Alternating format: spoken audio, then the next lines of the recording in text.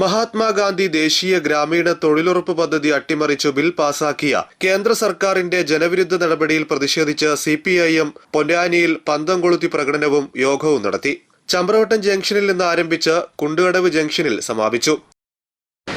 നമ്മുടെ നാടിന്റെ ഗ്രാമീണ ഇന്ത്യയുടെ ജീവനാഡിയാണ് ദേശീയ ഗ്രാമീണ തൊഴിലുറപ്പ് പദ്ധതി. മഹാത്മാഗാന്ധിജിയുടെ പേരിലുള്ള ദേശീയ ഗ്രാമീണ തൊഴിലുറപ്പ് പദ്ധതി വിഭാവനം ചെയ്യുന്നത് ഈ നാട്ടിലെ ഏറ്റവും ദരിദ്രരായ അതിദരിദ്രരായ പാവപ്പെട്ട ജനങ്ങൾക്ക് വർഷത്തിൽ മിനിമം 100 ദിവസമെങ്കിലും ജോലി ഉറപ്പ് നൽകുന്ന ഒരു കർമ്മ പദ്ധതിയാണ്.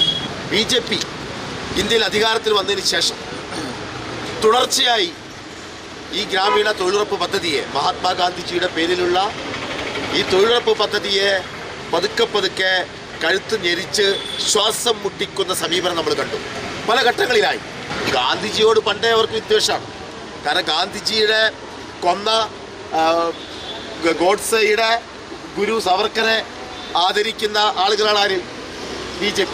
അപ്പോൾ ഗാന്ധിജി എന്ന് പേര് കേൾക്കുമ്പോൾ തന്നെ അവർക്ക് വലിയ പ്രയാസമാണ്. അപ്പോൾ ഗാന്ധിജിയുടെ രാഷ്ട്രപിതാവിൻ്റെ പേര് വെട്ടിയെന്ന് മാത്രമല്ല, അത് വിഭാവനം ചെയ്യുന്ന എല്ലാ മാനുഷിക മുഖമുള്ള നിയമങ്ങളെയെല്ലാം കാറ്റിൽ പറത്തിയിരിക്കുകയാണ്.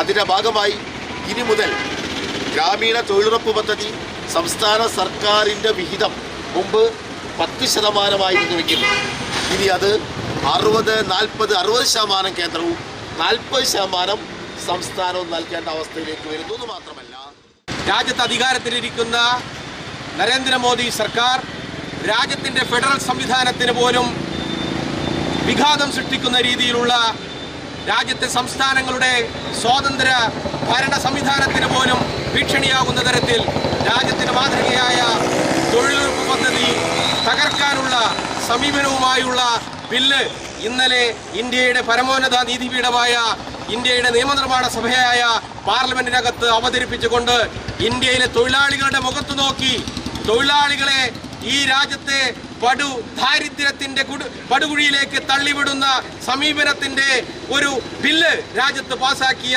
സാഹചര്യത്തിലാണ് ഇടതുപക്ഷ ജനാധിപത്യ മുന്നണിയുടെയും CPIM-ന്റെ നേതൃത്വത്തിൽ കേരളത്തിലാകമാനം, രാജ്യത്താകമാനം കേന്ദ്രത്തിൽ അധികാരത്തിലിരിക്കുന്ന ഗവൺമെന്റിനെതിരെയായിട്ടുള്ള അതിശക്തമായ സമരത്തിന് നേതൃത്വം കൊടുക്കുന്നത്.